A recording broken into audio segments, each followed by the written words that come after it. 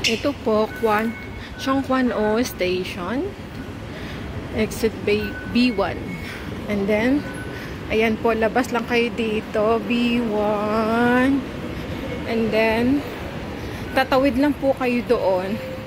Ayan, makikita nyo itong building na to. Ayan. Ito yung building na po yan. Ayan. Yun yung immigration. Ayan. Itong sa paligid. Pa-immigration. Tawid lang kayo dyan. Ayan po. Tawid lang po kayo dito. Ayan. Ayan to po yung may yellow na yan. Ayan. Pag tumawid po kayo dyan, itong building na to, ayan.